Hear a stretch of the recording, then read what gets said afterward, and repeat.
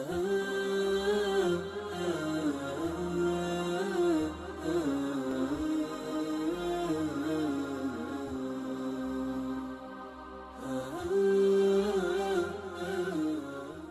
اللہ اپنی بار آپس میں ایک دوسرے کے لیے محبت خیر خواہی کا جذبہ، کسی کا دل میں حسد نہ ہو، جلن نہ ہو۔ بعض دفعہ کوئی کاروبار میں آگے بڑھ گیا تو نہیں، حسد نہیں کرنا ہے۔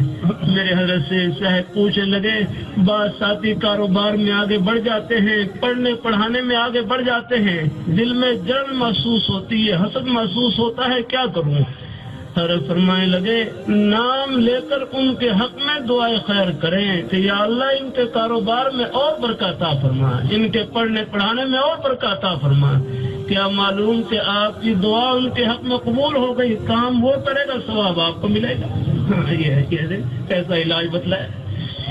حضرت سے پھر پوچھا کہ حضرت میں دعا تو کر رہا ہوں لیکن سوئیں اب بھی چبھ رہی، اب بھی جلن محسوس ہوتی ہے۔ تو فرمانے لگے یہ غیر اختیاری ہے، یہ معاف ہے، اس کی طرف توجہ نہ دیں، بس اپنے کام میں لگ رہے ہیں، آپ اپنی دعا کرتے رہیں۔ بس بس کچھ دنوں کے بعد دل صاف ہو گیا، وہ حالت بھی ٹھیک ہو گئی الحمدللہ۔ بڑوں کے پاس یہی تو دل کی دوا ملتی ہے یار۔ اپنے بزرگوں کے قدموں میں اللہ مجھے بھی اللہ تعالیٰ توفیق عطا فرمائے۔ اللہ ہمارے سب بھائیوں کی اللہ دنیا آفت اللہ ہر خوشی سے بھر دے۔ ہم سب کے سب راستے میں ہیں، یہ جہاں رہ رہے ہیں یہ منزل نہیں ہے۔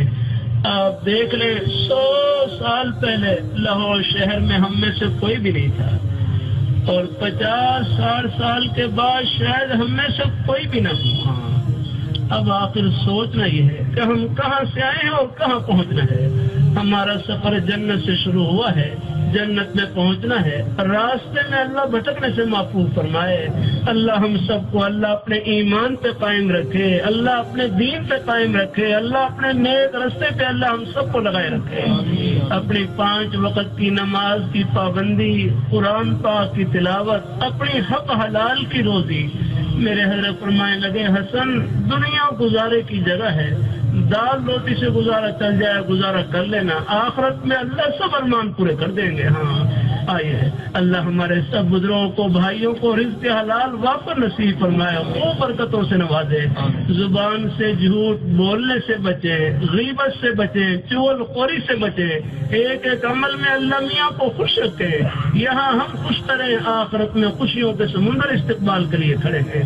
اللہ ہم سب کو توفیق نصیب فرمائے، اللہ اپنی بارگاہ میں قبول فرمائے، آمین آمین۔